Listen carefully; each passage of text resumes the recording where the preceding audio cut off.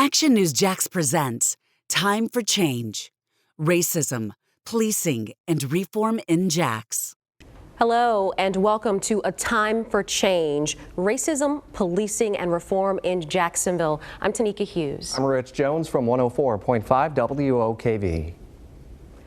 And we're here to spark a conversation with various leaders from our community, and I want to start by introducing them for you right now. Let's begin with State Attorney Melissa Nelson of the 4th Judicial Circuit, who is currently running unopposed. Next, Christina Kittle of the Jacksonville Community Action Coalition. She is a co-founder of that organization. We have Jacksonville Mayor Lenny Curry, Ben Frazier, president of the Northside Coalition of Jacksonville, JSO Sheriff Mike Williams, and attorney Leslie Scott Jean Barr with Terrell Hogan. Her late grandmother, Mary Singleton, was the first black woman elected to Jacksonville City Council, and she's been a public servant for several years. And Tanika, we have seen so much change and appeals for change, and I think the place to start is with our elected leaders in the community. And Mayor, just this week you have announced some changes immediately as it pertains to Confederate monuments and markers across the city of Jacksonville. Why now? What specifically motivated you to make that decision now? Sure. Well, if you had asked me 2 years ago, in fact, I was on the record a couple of years ago as it relates to Confederate monuments. I viewed the issues as their statutes. We have economic issues we have to deal with. We have public safety issues we have to deal with. We have infrastructure issues. I mean, there's a list of priorities that as a leader you have to identify, and you have to move on those to accomplish those. And so I, frankly, at the time, I didn't understand the depth of the pain. I didn't understand what it meant to so many people in our community. And the events of the last couple of weeks as it relates to that issue, I've done some soul searching and I've evolved on the issue. And in my judgment, as a leader of this city, of almost 1 million people, from diverse backgrounds, it was time for them to come down. The state attorney, your office put out a 3-page memo. Did that, or was there soul searching that motivated that decision? And if you could recap some of the key changes that you've specifically outlined just this week. So yesterday we issued a memoranda, a very comprehensive memorandum related to body-worn camera.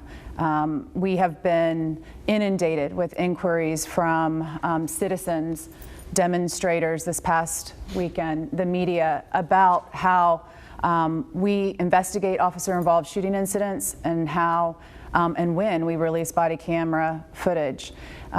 The memorandum was not a result of soul searching. In fact, we've been discussing issues related to body-worn camera since it rolled out at JSO. It was intended to spark conversation and hopefully solicit questions, but really to explain how at the state attorney's office we investigate officer-involved shooting incidents, how we reformed those processes 3 years ago, and where we've identified places that we can continue to reform and will. So our commitment at the end of that memorandum that you read was to do just that. And specifically, we agree that there needs to be a time certain for the release of body cam footage in officer-involved shooting incidents. But important to us, every time we investigate any matter, any criminal matter, and certainly a shooting incident, is to ensure the integrity of that investigation. And by that I mean it's important that every witness account that we obtain, every time we swear a witness and ask them what they saw, that their account is their own and it's not influenced by anything else they've seen. And that's true as well for law enforcement officers. We explain that in the memoranda, that that policy also is true for shooting officers. They're only allowed to see the footage from their own device. They're not allowed to see footage from any other device, and there's a reason for that. We want to make sure that every witness account is what it is. So we're open, we're consulting with people in other jurisdictions. What that time frame is, I don't know right now. I know what we want to make sure we ensure in the work that we do, and that is the integrity of the investigation that we do. But we also want the public to have confidence. And we think that a time certain in every single case will give the public confidence that we're not sitting ever on footage for nefarious reasons. And so that's our intended goal. And to our other elected leader, Sheriff Mike Williams, with the largest budget, $358 million, and with so many hundreds of officers, I would imagine it's not fast to make a policy change, but what specific changes have you already begun to address within the Jacksonville Sheriff's Office? So, you know, we looked at policies in 2015 when I came in and made adjustments to policy. We're always evaluating that. And a lot of that evaluation, a lot of that change comes from conversations with the community. So the body camera footage is a great example. We had 7 town hall meetings to develop our policy on body cameras. Some of this, as we move forward, is you don't know what you don't know. And as we began to capture these critical incidents on camera, that conversation with the state attorney began weeks ago about how can we expedite this footage. We took a new piece of technology and crammed it in the middle of a lot of state statutes that were written before anybody even knew that technology would ever exist. And so now we're trying to balance that with following the law, but also getting the community, you know, what they demand, getting the community what we want them to see. And we have to do that, you know, by following the law. So I think we've come up with a good plan for that. The memorandum outlined that. But the big part of that, especially when it comes to viewing that footage, tell the community what the timetable is, make that promise to the community, and then don't break that promise. Let them know that it's going to, whatever the timetable turns out to be, we have to do that. I think it just makes good sense and it's fair to the community. But that's an example of, again, you know, listening to those voices and making a positive change for the community there. And Sheriff, you mentioned listening to the voices. Shortly after you were elected, you commissioned a study to hear from local voices and to figure out ways to make JSO better. One of the things that came out of that study back in 2016 were calls for a citizens review board. Citizen involvement. Well, here we are at 2020. Those calls for oversight have continued over the years, and we've heard some concerns from you and the FOP about independent investigations or the boards becoming politicized. We have several community leaders who have approached framework for what those review boards could look like and who've been calling for them. I know Attorney Scott Jean Barr, she actually did the demand letter for the NAACP. Ben Frazier has been vocal. The JCAC has been very vocal. So has your position changed on citizen review boards? And I would like the community leaders to weigh in on his response as well. So I think it's important for the community to always be able to look at what we do. The challenge we have now with the current state laws and the environment is it's not allowed during the investigation. Afterwards, all of that information is public record. So when we talk about these investigations on police officers for misconduct, not criminal investigations, those are conducted by the state attorney, but policy violation investigations on officers, they're confidential, but only while the investigation is ongoing. All of that information is available to the public after the fact. So is there a way that we can be more proactive in making sure that that information is out in the public square so that people can see that? Absolutely. And I don't know what that looks like, but that's something we could have, you know, a conversation about. But at the end of the day, the environment has not changed since 2015 in terms of what restricts that from happening in the community where you can have input into that. So as it would, the format of that today would be a group of people in the community that are looking at a decision where that's already been made. So I think what the calls are for, and correct me if I'm wrong, Ben, weighing into the process before the decision is made. And so, you know, with that, I think those are, you know, the community evaluating our policy, state law impacting that. So there's a lot at play. And there have been calls for subpoena power as well. Correct. I mean, so, you know, and that's something that you may or may not need in an administrative type case. We can mandate officers participate, and we do in our internal investigations. But again, all of that being covered by state law, which controls the access to that until it's over. Since you addressed Ben, what did you hear there?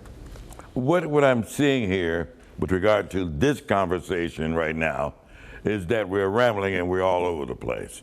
Let's talk about the overarching focus of this conversation. What we're talking about here is the need for community engagement. We need to have public officials who are listening to the voice of the people. The mayor talked, for example, about Confederate monuments, but for 3 years, the community pressed for the removal of Confederate monuments. The mayor didn't hear us. He literally ignored us. Now he has an epiphany, revelation, and we're glad to see it. and he woke up and he changed. But the problem was he was not listening to the voice of the people. Now let's talk about Ms. Nelson as it relates to body cam policy change. All of a sudden she changes. We've been talking about release to body cam footage for the past 2.5 years. What's the problem there? She doesn't listen to the voice of the people. We talked to the sheriff, met with him several times, talked to him about things like Citizens Review Board. They're still not listening. Even as we sit here right now, I really don't believe they really get it. Now, you need to start listening. You need to listen, put your barometer out there, and stay in contact and in touch with what the people are saying. We are saying to Ms. Nelson, release the body cam footage. It's great about what you're going to do moving forward, but what about those other body cam footage, the tapes that you still have under lock and key? When are they going to be released? May I respond? Yeah, is there a time frame for Certainly. some of the recent cases? So the whole purpose of the memorandum, we didn't change anything, Ben. All that footage becomes public at the conclusion of our investigation, like every other piece of evidence or documentation in the case. And we've only concluded 2 cases where there's body cam footage, and it's available to you. So if you make a request on my office today, if you tell me today, right now, that you would like us to provide it to you, our Public Records Division will review it today and will respond to you. Well, you're not completing your investigation fast enough. I agree with you. That I agree with, and that is where we will improve. Christina and Leslie, could you weigh in on the citizen involvement component? Because I know that transparency and the calls for transparency is something that you've been advocating for. I'll let Christina go first. Yeah, that's something we've definitely been advocating for. So the sheriff mentioned state law, and that is definitely one of our long-term demands that we have to work on. The law that he's referring to is Florida Statute 112.532. That law, it literally says all the things that the public can't be involved with. So that law would have to go. So the way that I actually have it split up today is we have 3 immediate demands and 2 long-term goals, right? So we'll get back to the 3 immediate since we're on the 2 long-term right now. The 2 long-term being the creation of a Jacksonville Police Accountability Council. We're calling it a JPAC, and that would be the type of review board that we're talking about. The way that that would be structured is that you have democratically elected civilians from each police district. They sit on a board, no relationship to JSO, so no ex-JSO, no wives of cops, none of that. They get in, and then they would have the ability to work with the police when it comes to subpoenaing evidence, body cam footage, trainings, higher fire practices, misconduct hearings, basically having an elected board that we recognize from the community with the teeth to actually be involved in the investigations and not have to wait to review after the investigations happen. Can't do it because, like the sheriff said, that law exists. So Florida Statute 112.532 is called the Florida Law Enforcement Officers Bill of Rights, or LEOBOR, we're calling it for short. So what we need from elected officials like the mayor, like the state attorney, even like the sheriff, if you want to work with the community, but you obviously know the laws that are holding you back from doing that. And looking at Senator Gibson, looking at Representative Davis, we need, and anybody who's running for office, like Angie Nixon for State Representative District 14, wearing her stuff now because she supports abolishing the Law Enforcement Officers Bill of Rights. So that's going to be a statewide effort. So we're going to need our elected representatives at this moment right now to at least agree to be on board with the abolition of that outdated law that has all of these restrictions, because the time for that to go was yesterday. So that's what we need today. Now back to a JPAC. This is something that's happening around the nation. So our organization, Jacksonville Community Action Committee, we're just a branch of a national organization. Last November, Angela Davis actually called the National Alliance Against Racist and Political Repression to all meet, meaning all different cities who are doing the kind of work that we've been doing to go meet in Chicago and basically just solidify our commitment to creating a Police Accountability Council. So it's called a CPAC up there. Calling it JPAC down here. But yes, we want that type of board to prevent having to hit the streets in record numbers. So as being one of the organizers who organizes those things, it is very difficult to ensure everybody's safety. You see all the names on my shirt. People are angry. People don't just forget when you kill their children. They don't just forget when you kill their friends. So we're trying to be heard. We're being heard. So I encourage Jacksonville to keep hitting the streets, to keep getting the message out there, and trying to host things like this, I guess, so that we're directly talking to each other. But the thing that I'm saying is, we can't spend too much time with negotiations anymore. We have to really put a move on and get the things done, because we're just a small grassroots like coalition of organizations. People are mad, and we're showing out. Last time, if the reports are correct, with 10,000, that outnumbers all of JSO 5 to 1. So, you know, right now the people are kind of at the helm, so we really just need to all get on board with the end goal. Leslie, we were talking the other day about the urgency of now, and how long can the urgency sustain itself going forward? Can it carry itself into August and November in the elections and going forward? Are you feeling as though what we're seeing from Christina's perspective, with thousands of people taking to the streets, will that continue to hold into August, September, and through the rest of the year to actually bring about change? I think it will this time. It's different this time. We had a couple of events happen in a very short period of time, from watching Ahmaud Arbery be killed, to George Floyd, to even the woman in Central Park calling the police on the bird watcher. You know, we were seeing on camera what likely happened with Emmett Till to some extent. And it just resonated in this time where we're also dealing with the pandemic. As far as civilian review boards go, we have seen that the public's opinion about what's happening tends to sometimes be very different than law enforcement opinion. We saw that in Ahmaud Arbery, where that incident happened in February. Law enforcement had that video from day one, and they didn't do anything. And it was bumped around from state attorney to state attorney, and nothing was done until that video was shown. That's why the public wants to see the video sooner rather than later, because the individuals in the Ahmaud Arbery case would never have been arrested if the public had not seen that video and been outraged by what they saw. You know, we can't pretend that these videos are not very much a part of why this moment is very different. And if we're waiting a year, sometimes closer to 2 years, to see these videos, that's not okay. That's not okay. You know, we have cell phone video of George Floyd from when it happened right there.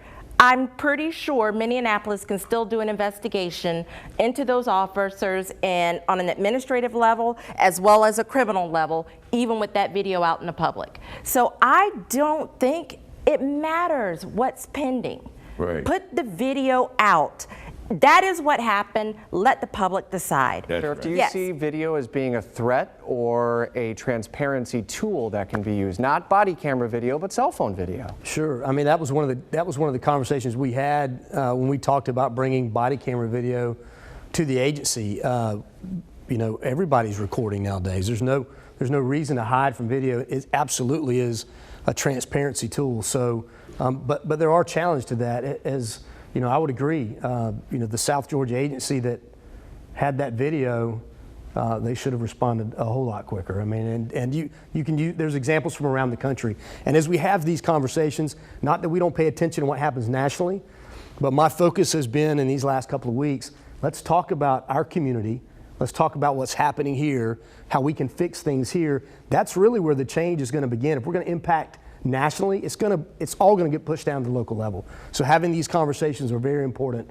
And again, being aware of what's happened nationally, absolutely, that's important. But what's happening here and the changes we make here is where it starts. I want to go back to Mr. Frazier in an exchange with State Attorney Nelson about the timing. So you said you agreed that these investigations are taking entirely too long. And I know, like you said, Mr. Frazier, you've been calling for some of this video for 2.5 years. What will be done to address that? Is it a lack of investigators? What's causing this delay that you agree exists. So just to be clear, 2.5 years ago, we didn't have body cam footage. This is still, for our city, new. And let me go outside of critical incidents, which are, for example, officer-involved shooting incidents.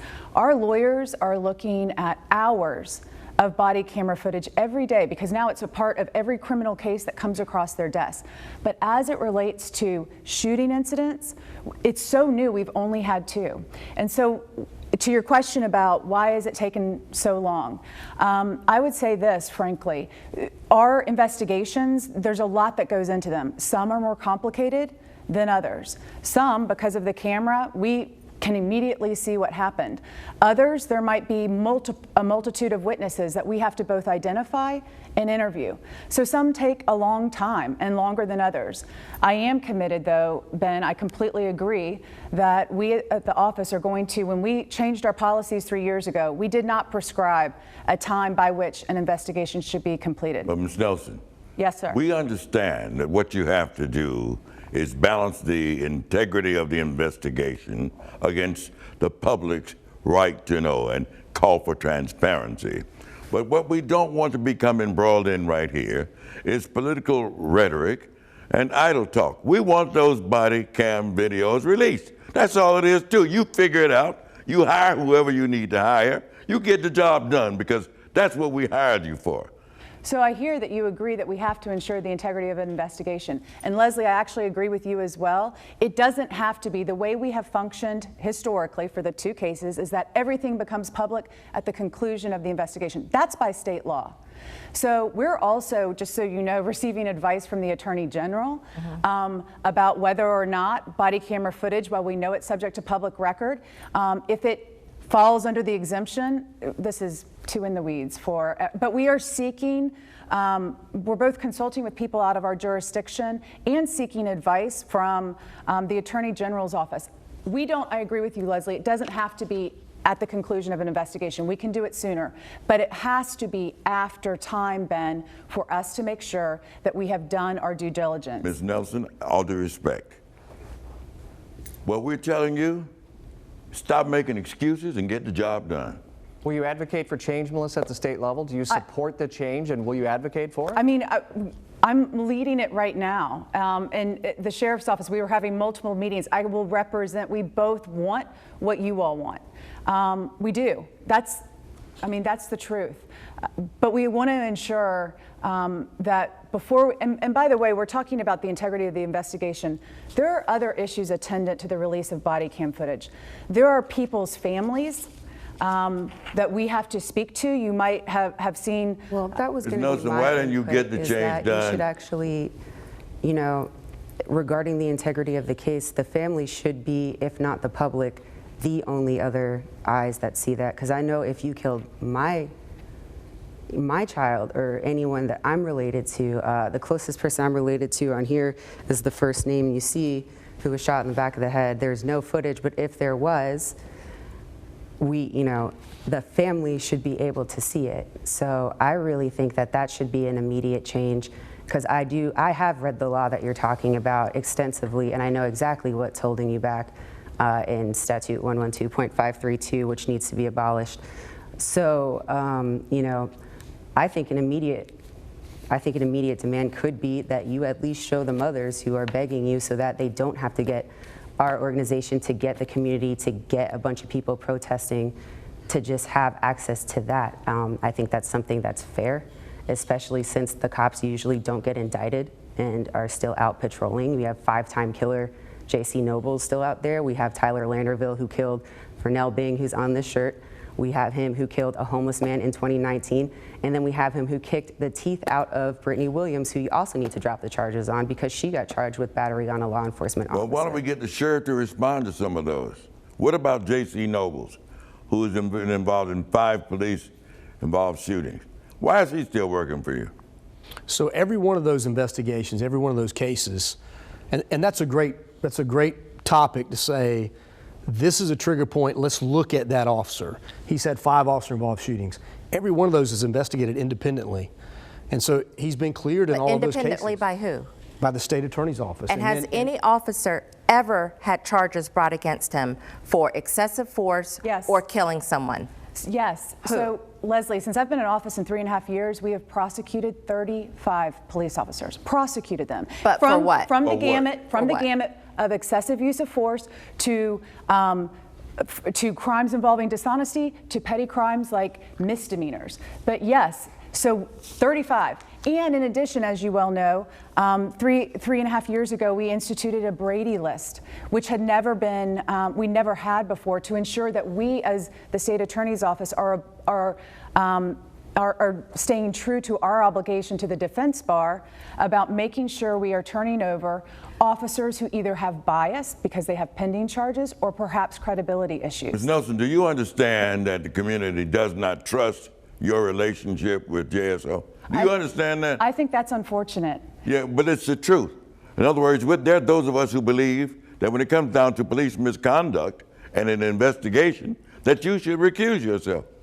I've heard that demand, and Ben, so hearing that we actually do our job. We do not treat police officers differently than we treat anyone. That has been a goal of everything we do in our office. And if I recused myself in cases involving police officers, I'd be derelict in my duty. I was elected to uphold the law. And that's what I do, and our people, our hardworking prosecutors do every single day, regardless, despite what some people may think, regardless of a person's profession.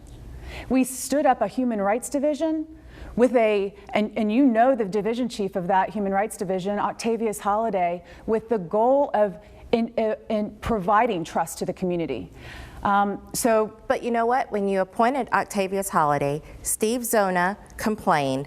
And is Octavius Holliday involved in any police misconduct cases? He's involved in all excessive use of force cases. Yes, he is. Does he get involved in the police shooting cases? Yes, he sits on our office. That's different than what you said with the Perkins Bar just a couple months ago. I'm sorry. He's on the rotation right now for officer-involved shooting incidents. He sits on our officer-involved shooting incident review team panel. Octavius is integrally involved in cases involving excessive use of force. The issue is, it's not that, I mean, I believe everything you're saying because I do believe that you are following the law, but the law places the police above the law. There's a statute in the law called the Law Enforcement Officers' Bill of Rights. So why do they have an extra layer of due process protections? Why do they have extra Bill of Rights? Why aren't the first 10 constitutional amendments that we all have to abide by enough? So that's where the problem comes in. They get all these extensions. They get all these extra, you know, in ours it says that they can choose other officers to sit on their review hearings and stuff like that. I know that if I killed anybody and there was a body, to prove, like if a body exists, I would be sitting in jail waiting for the trial to happen. They get to go out and keep policing, you know what I mean, and continuing to kill in some cases. Christina, So let me respond to some of that. So the criminal investigation on a police officer is conducted just like any criminal investigation on anybody else. Is that correct? That is true. So, and we have the officers that she prosecuted were delivered to her office by us. We brought those cases forward. It's also correct. Then why didn't you prosecute Landerville after he killed Bernal Bing, and why did he continue to kill and knock the teeth out of another community member? So the investigation into that shooting, the facts and evidence in that case did not lead to his prosecution. We don't like the fact that the JSO continues to investigate itself. That's it. Okay, we don't like that. Internal investigations are always questionable, always controversial, and as a stopgap measure, we think that you need to sign a memorandum of understanding to have FDLE investigate all police shootings in Duval County. Now, short of changing the Uniform Police Officers Act, which is going to take a minute, are you prepared right now to say, for the sake of trust, transparency, and accountability, that you will sign a memorandum of understanding so that we don't have police officers, the fox guarding the hen house, and investigating the same people that barbecue burgers and bowl together? So, are you going to sign a memorandum of understanding? Because that's what we want you to do. So I am not currently, and let me explain. So when we have an officer-involved shooting, it's a different type of case. It's not the whodunit. We're not looking for the suspect or the subject of this investigation. We know who the officer is. All we're doing is gathering facts at that scene. We're at the scene gathering facts along with the state attorney's office. Any forensic evidence that we have to send to a laboratory, FDLE does that analysis for us. And if there's a fatality, the medical examiner is involved in that case. Those are 4 independent agencies weighing into that investigation. All of that information, all of those facts and all of that evidence goes to the state attorney's office, and that's where that evaluation is made. Mike, so you don't change it a whole lot then by changing one. What Michael Binder talks about, the public opinion poll as it relates to trust and the black community and JSO. Are you familiar with those figures? I'm familiar with the poll. What do they say? I'm familiar with the poll. Okay, what do they say about trust? Gentlemen, let me pause you right quick. We don't trust you for timing. Or your department. Mr. Frazier, we're going to keep this conversation going, and it's going to continue right now on Fox 30, and we're going to continue on CBS 47 with the CBS Evening News. You can also continue to listen on 104.5 WOKV. Again, on CBS 47, we're now going to take you to the CBS Evening News, but we want to continue our conversation here on Fox 30 right now with the Time for Change, Racism, Policing, and Reform in Jacksonville, having some very candid conversations with community leaders and with our elected officials. We continue our conversation right now. Let's pick that up. You talked about trust. So, Sheriff, we've talked about the lack of a citizen review board. We're talked about a lack of independent investigation. How do you establish trust from your community when you have no outside force investigating and the citizens who are asking to be involved in the process don't have access either? How do you establish that trust that he's referring to, or that address that lack of trust, particularly from the black community? So the lack of trust is the issue. Ultimately, at the end of the day, and we are faced with, we can't unravel an entire system. We have to work on the trust issue. But do you understand where it comes from? I do. I understand where it comes from. I mean, but it's historic. All the way back to times of slavery. Historic, well beyond all of us. Civil rights movement. Right. Who was out there attacking people who were fighting for their civil rights? Right. The war on drugs, and how many African Americans are sitting in prisons right now because of war on drugs. But now we have the opiate addiction, and we're treating those people. But those people, the black people, they're still in prisons right now. And, you know, we have a recent story that came out that drugs aren't being lab tested. Is that still the policy of the state attorney's office, not to test them until it's set for trial? It's not the policy of the state attorney's office. That's the policy of our state law enforcement agency, Florida Department of Law Enforcement. That is different from what they expressed in the article, Melissa. They said that the other circuits were having their drugs tested. Why aren't we having the drugs tested? Why are people waiting in jails while, you know, charges are pending? First of all, why are people waiting in jails? Why isn't there bail reform? All of these things in the criminal justice system impact the African American community in detrimental ways. And all of you are a part of that system that we are looking at, and those are our people. And it hurts. And then we see what we see on TV, and enough is enough. Little tiny things, decriminalizing marijuana. I mean, all of those things are part of the puzzle, and each one of you has a role to play in rectifying a history that you weren't a part of, but you are maintaining and propping up still. You cannot continue to do the same thing and expect different results. What we're talking about is community engagement, but we must begin to talk about the rules for engagement. You've got to listen, and you're still not listening even to this moment. Each of us, Ms. Kittle, Ms. Leslie, myself, we've been attacked by Steve Zona, FOP. I was called an extremist, a gang leader. I don't know what they call you. I was removed from the Jacksonville Ethics Commission because Steve Zona attacked. I noted that the people, the Jax 5, had a constitutional right to protest and free speech. And that's why I was removed. These are organizations and individuals who are working for change, who are community activists. There's too much acrimony. We're not talking with people. They're talking at us. We keep talking, making suggestions, and you're not listening. So Sheriff Ben put a name on the table. That's the Fraternal Order of Police President Steve Zona. Can you address that, the difference with that and the agency with the Jacksonville Sheriff's Office? And specifically, does the Fraternal Order of Police have too much power in Jacksonville? Yes. So I'll say this. So the FOP is obviously not part of the Jacksonville Sheriff's Office. The membership of the FOP is made up of the men and women of the Sheriff's Office. They are the bargaining union and labor union, if you will, for the members. And Steve Zona doesn't work for us. So I hear a lot of concern about Steve. You should address that with Steve, absolutely. He'd be more than happy to do that. So I think those are conversations you should have with him. But this is the thing, his power comes from the fact that he is able to influence elected leaders. When he threatened Judge Durkee with removing her from the bench, who spoke up? It was silent. That is not acceptable. Also, Katrina Brown and Reggie Brown at City Council, he threatened them, and silence they're no longer part of the is council. agreement. And, you know, he just keeps doing it because he's got power.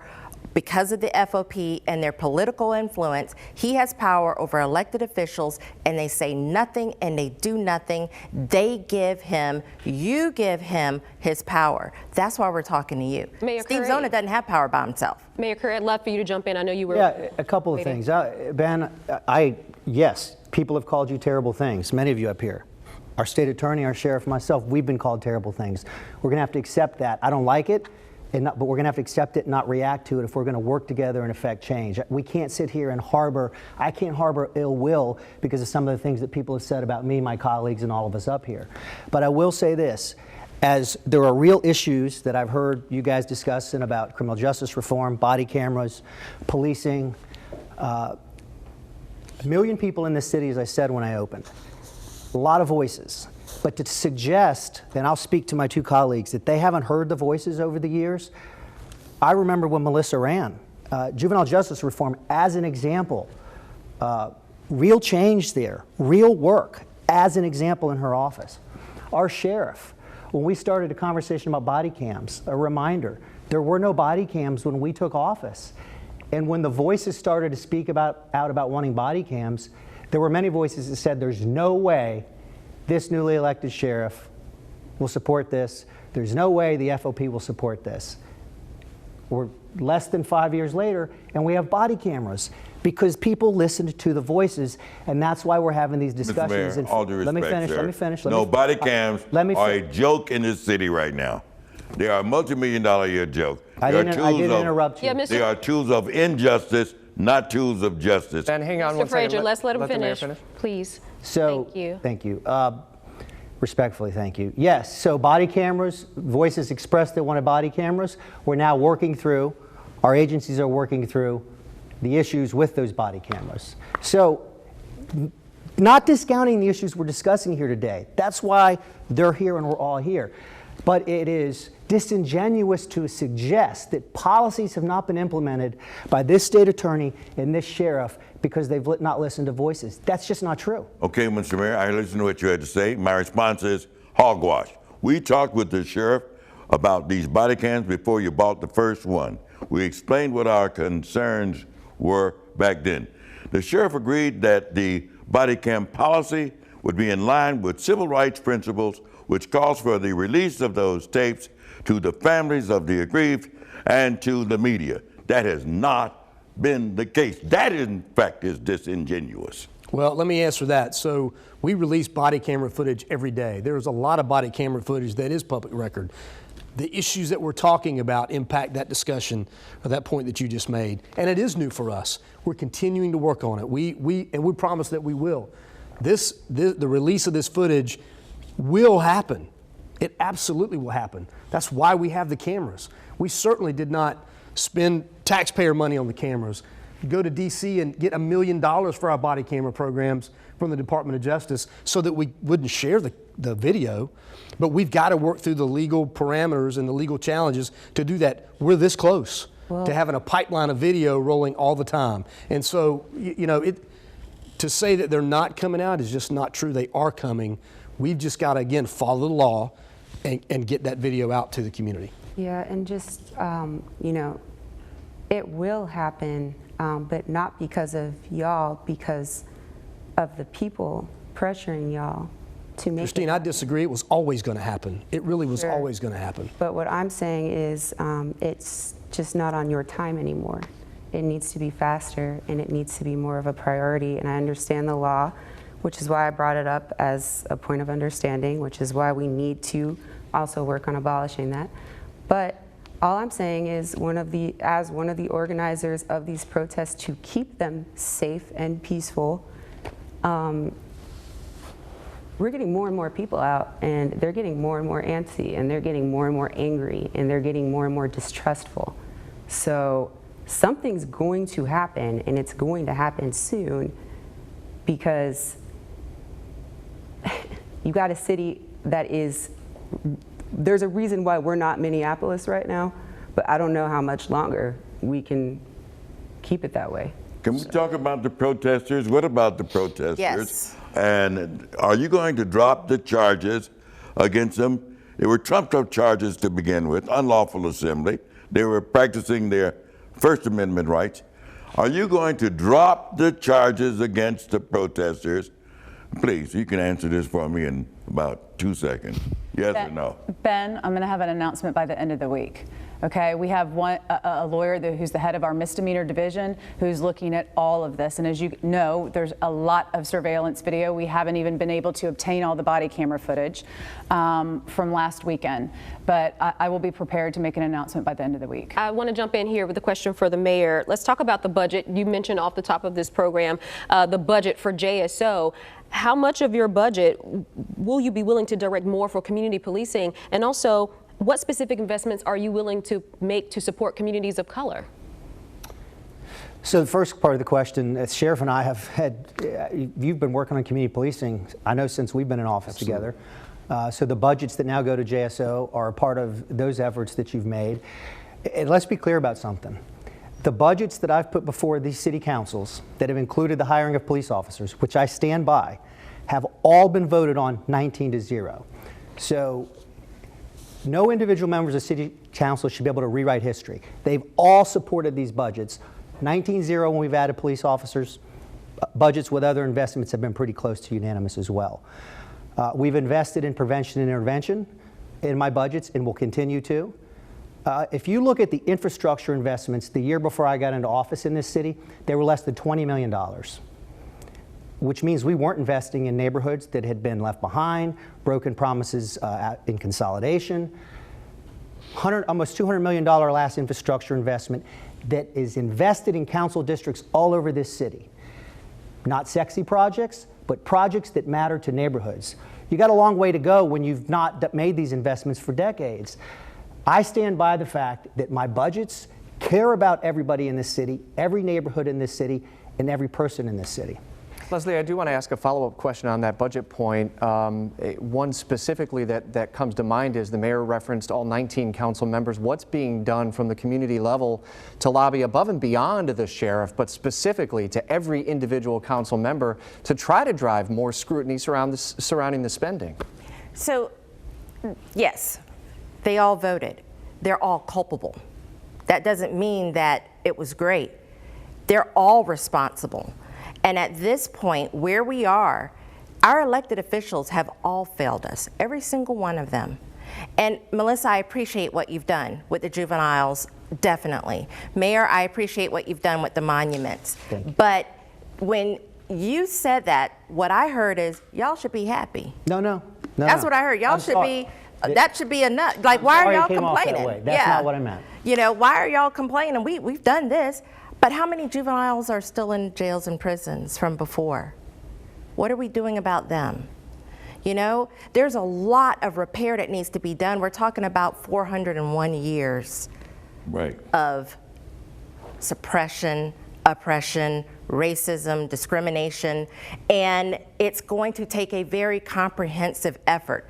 A budget where you're looking at the city as a whole is not going to work, because Black people have been historically disenfranchised and underfunded and neglected in our communities. And so you can't just look at the big picture. You are going to have to look at African American communities and do something there purposely and with full intent to try to rectify 401 years. Leslie, I'd love to jump in. For the elected leaders, have you taken steps to educate yourselves or your teams about systemic racism, institutional racism, and the things that Leslie is talking about that continue to disenfranchise Black people and communities of color? And if so, what have you done? If not, are there plans to facilitate some type of education? Because to Ben's point, to Leslie's point, to Christina's point, they're talking about this history, and we're seeing this moment, this movement happening across the country. It didn't happen overnight. She has a list of people's names on a t-shirt because of incidents that have happened over the course of years. So have you taken the time to educate yourselves as elected leaders on the issues of systemic and institutional racism? I'll start. I'm happy to. Race relations, injustice and inequality in the justice system were largely informed the reason I decided to get involved in politics. The answer to that is yes. Not only personally have I done it, but we've done it within our office. Implicit bias is a topic in criminal justice. We did a long training on implicit bias. Obviously, the events that have been occurring in the country and locally have instigated a lot of conversations in our own office, which have sparked a lot of conversation about ideas of what we can do even better about training and education. As you may know, we invited outside researchers to come into our office for 2 years, opened our doors and opened all of our data to study on 5 different decision points that we make as prosecutors if race was influencing our decisions. And we did that without knowing where the study would take us or what the answers would be, because I truly believe that we can learn from research and it can inform and affect good policy. And so, yes, from the beginning, since I took office in 2017, it has been important to me, not only personally, but as well for our office. Is there always room to do better? Sure. And can we fix everything overnight? No. I believe personally we always have to be looking to how we can improve individually and certainly for the agencies that we lead. And that's what I hope will come out of community dialogue. Ben, you're going to be in my office this afternoon. I haven't denied a meeting with a single person who's asked in 3.5 years. And the last time we met, when we were talking about the violent crime problem in Jacksonville, we followed up on every single one of your questions. We did research. And we wrote you a letter back, because not only, it's not enough just to listen, we have to be responsive. Leslie, you've brought up a really good point. So we can have a meeting and talk about how we can do better on testing, beyond field testing of drugs. So I think there's a lot of good that can come out of conversation, but long answer to your question about whether or not we've taken efforts within our own office to train our lawyers and our staff on race. I'm interested in the sheriff specifically on that, what education happens today, what new education initiatives might ultimately come from events in the last several weeks and months, and specifically a conversation like this. So, and I'm sure there'll be some, who knows what they will look like, moving forward. Tanika, to your question, history, no. I don't know of any government agency that does a history lesson on race in America, but we do the same type of things the state attorney's office does with implicit bias training. We've got a great project. Ben has been involved in it with Bethune University. We get community members together, police officers. They meet one day separately. They talk about concerns in both groups, and then they meet together in the third session on the third day. And then we do after action reports on that as well to share. And we're in the process of doing the entire agency. And we love that. It was a great program. So you will see other types of training and training sessions and things come out of what we've seen in the last several weeks. And you should. We should always be adaptable. I think we should always be, again, listening to the community and adaptable to what we're seeing happening in the community, so that we can not just check the box that we did a training class, but try to have an impact on what for us is an incredibly young group of police officers in Jacksonville. I mean, we are seeing the generational transformation of our agency. In 5 years, I've hired 850 new police officers. So that's half of our police force with less than 5 years experience. So what I mean by that is we've got a great opportunity to impact those young officers and say, this is how law enforcement should work and what it should look like in our community. Leslie, you nodded your head in agreement. It seems as though that generational change may be an important step going forward in that education to break some of the systemic racism that has already been addressed. So over maybe the last year and a half, I've been working with the ACLU where we go in and talk to police cadets. And we talk about We Are Duval. And we talk about the diversity of Duval. And we engage with them. And I have been very impressed with the cadets and their response to our conversation. I speak to them from an African American point of view, but we also have someone from the LGBT point of view and someone from the immigrant point of view, because Jacksonville is beautifully diverse. And we need to make sure that we're celebrating that. And you know, as we move forward, this is an opportunity for change, and we have to take this moment and this time to do real things, because too often in the past in Jacksonville, this is what's happened. You call in the same group of black people, black pastors, married, they do a task force, they make recommendations, and then it goes away. Nothing happens. Nothing happens, and we can't do that this time. And I know you want to put together a task force and you're going to do what you need to do. It can't be the same people that you've worked with before. Help me.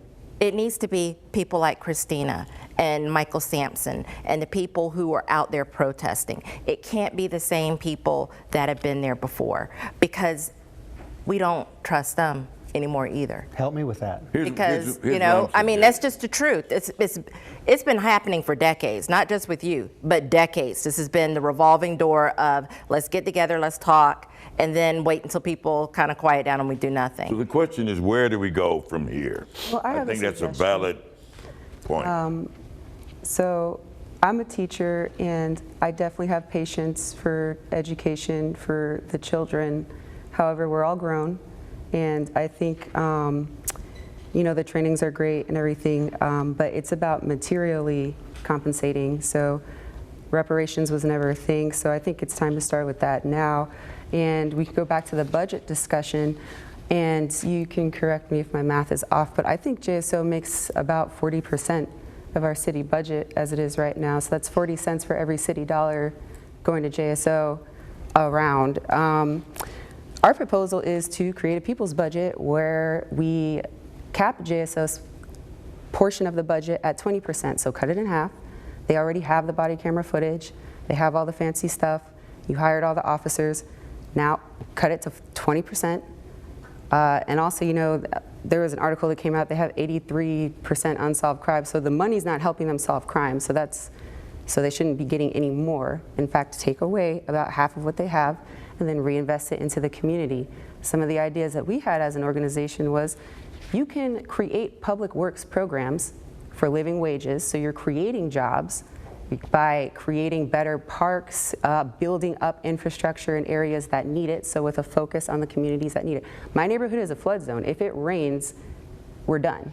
And it rains all the time in Florida. So, you know, fixing things like that, but paying people, and we also don't have job opportunities in my neighborhood. So creating those jobs through the budget, paying them living wage jobs, and fixing the community all at once. Once you free up that money, things like that can start to happen.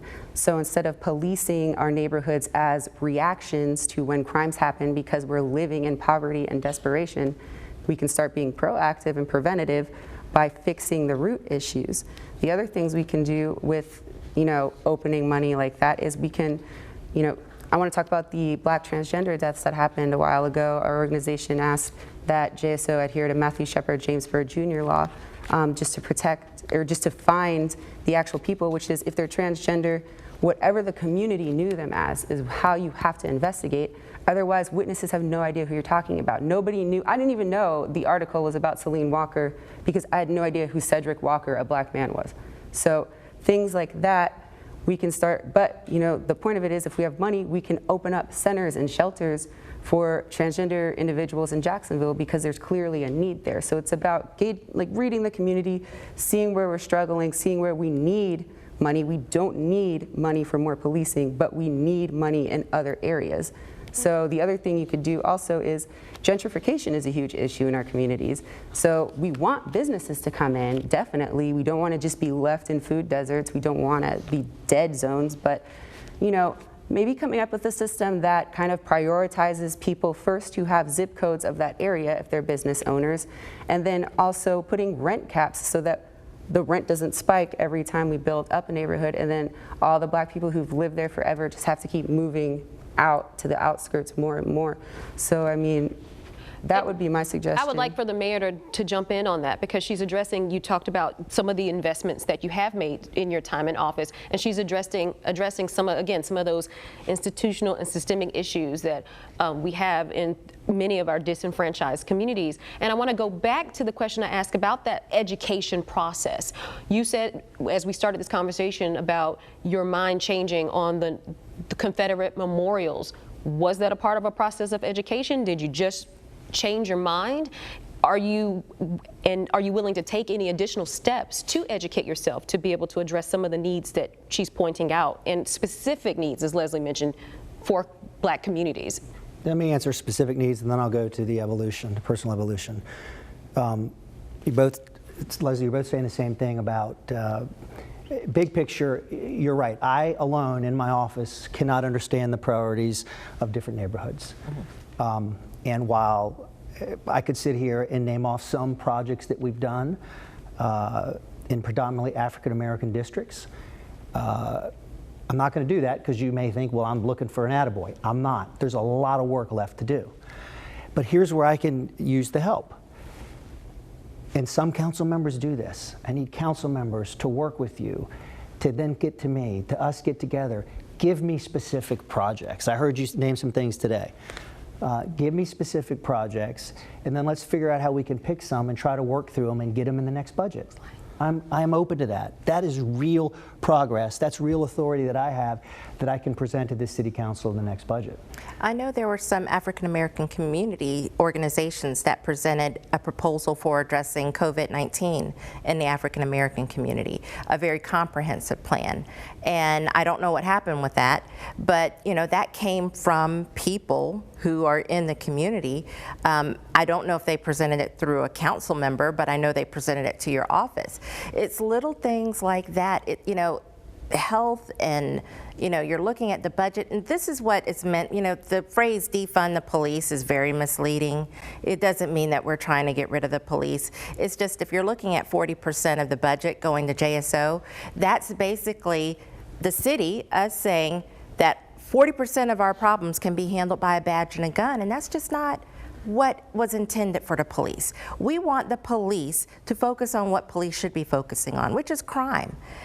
You guys shouldn't have to respond to mental health calls. You're not equipped for that. There are certain officers who are, but most of the officers who do have to respond to those mental health calls are not equipped for that. So let's put money into individuals who are equipped to handle those populations. And let's fund mental health more. Let's fund health more. Let's de-escalate situations.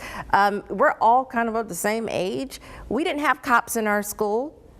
We didn't. There was probably a fight every other day, and they fought, they broke it up, maybe somebody got suspended, but nobody got arrested. I never saw a cop come in and arrest somebody at the school. So we've kind of been going towards, having law enforcement solve all of our problems, and that's not fair to law enforcement officers. That's not the training that they're getting at the academy, and they're not successful in that.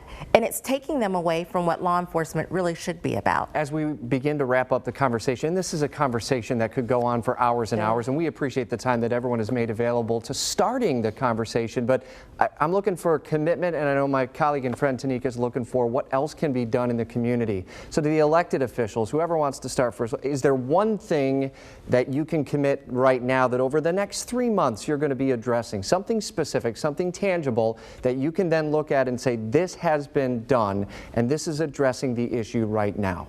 I think the first thing, and the hottest topic for me, and Ben may agree, may not agree, but the timetable, the direct timetable for the body camera footage. So we give the community an expectation with a date or a timetable. This is when that information, I'll give a timetable to the state attorney. The facts will be with you within 30 days. She can give a timetable on, when that investigation will be complete, and that will be the timetable that body camera footage will be released to the community. And in doing that, again, make the promise, keep the promise, and I think that's a good first step. So then to the state attorney. I agree. I mean, that is the top priority right now. And where the sheriff's office is legally prohibited from turning it over, we are not. And that was the initiation of our discussions. And so within 3 months, the community will have and know of a time frame. And Mayor, a commitment? I've got a budget coming up. It's going to be an unusual budget year because COVID-19, the uncertainty there. It also, COVID-19 put us behind on the budget planning process, if you will, but I will work with members of the community. Specifically, it would be very helpful if we could work with council members for let's pick some specific things and demonstrate. I'm committed to demonstrating that we're real about it. And let me just, I didn't answer the part of the question about the evolution. I was born in South Florida. As a kid, I wasn't raised to see color. We just didn't see color. It just didn't exist. Now, there's upside to that in that you don't believe you're making any judgments based on color if you're not raised that way. When I got into the campaign over 5 years ago and saw virtually, not every, but close to every neighborhood in this city, knocked on so many doors of all political parties, all backgrounds, and saw firsthand economic disparities, infrastructure disparities, racial disparities. That's an experience that I started personally over 5 years ago, and I've continued through my tenure. I have quietly met with people over the years from all over the city and heard their stories and understand they're real. One personal story, and before I tell this story, let me say this.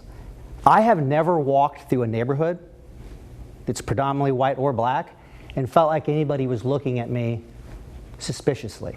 That's never happened to me. I've never felt that way. I know that that is a very real daily occurrence in your life. A couple of years ago, maybe 3 years ago, my son and a bunch of his friends were over at the house. I've told this story before. And